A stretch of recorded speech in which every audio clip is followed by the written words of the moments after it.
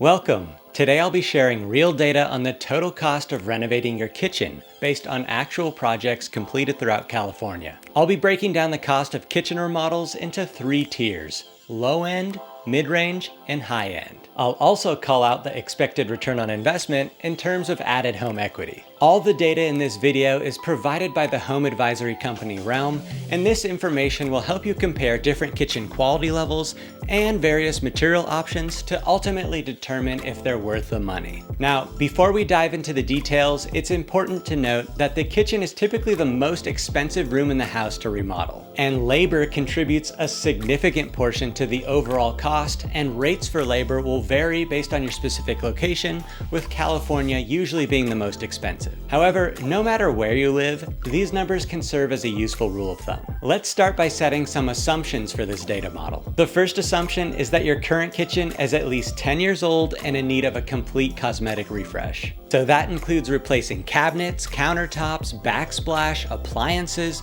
flooring, paint, sink, faucet, and light fixtures. Additionally, we're assuming that the size of your kitchen falls within a range of 145 to 160 square feet. If your kitchen is larger, just be prepared that your costs may be higher than those mentioned here. Okay, with all that out of the way, let's go ahead and explore a low-end kitchen remodel. Now don't get it twisted. A low-end kitchen renovation can still look amazing and be a significant improvement in both form and function compared to your old one. In this context, low-end refers to the use of mostly off-the-shelf materials from the big home improvement stores. So for cabinetry, we're talking about prefabricated particle board cabinets like the ones from IKEA. For countertops, you're looking at basic prefabricated surfaces like Caesarstone, quartz, or other simple man-made options. And butcher block is also common because it's relatively cheap and easy to fabricate and install. The backsplash will typically consist of very basic tiles like builder-grade subways from Home Depot. The sink and faucet will also be builder-grade options, but you can still find really nice-looking, low-cost plumbing fixtures from Amazon or Lowe's. Flooring will probably be laminate or vinyl, and the appliances will be simple and budget-friendly.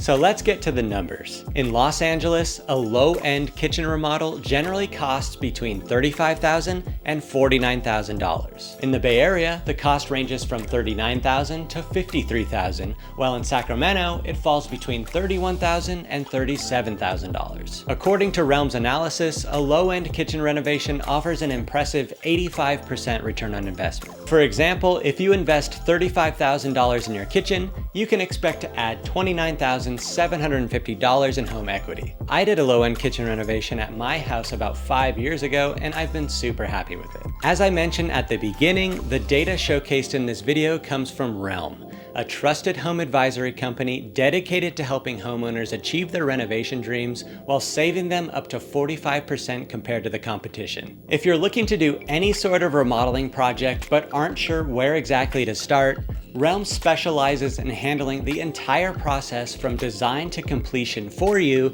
so that you don't have to stress about anything like finding or managing contractors. If you're interested in any of Realm's services, I've included my affiliate link in the description. It's free to sign up and check out some of their cost calculators, and for a limited time, if you mention my name, you'll get $150 off if you start a project with Realm. Moving on, let's explore a mid-range kitchen remodel. In this case, a mid-range project involves better quality cabinets that are usually constructed out of wood instead of particle board, although they may still be prefabricated. For countertops, you'll have a wider range of choices now because you can afford to have a slab fabricated. That means that you can choose from basic granite or quartz slabs and have them cut to size to fit your dimensions. For flooring, you can go for an engineered hardwood, and you'll be able to get generally better quality finishes for light and plumbing fixtures, as well as a little bit fancier appliances. So in Los Angeles, a mid-range kitchen remodel typically costs between $50,000 and $60,000. In the Bay Area, the range is $55,000 to $66,000,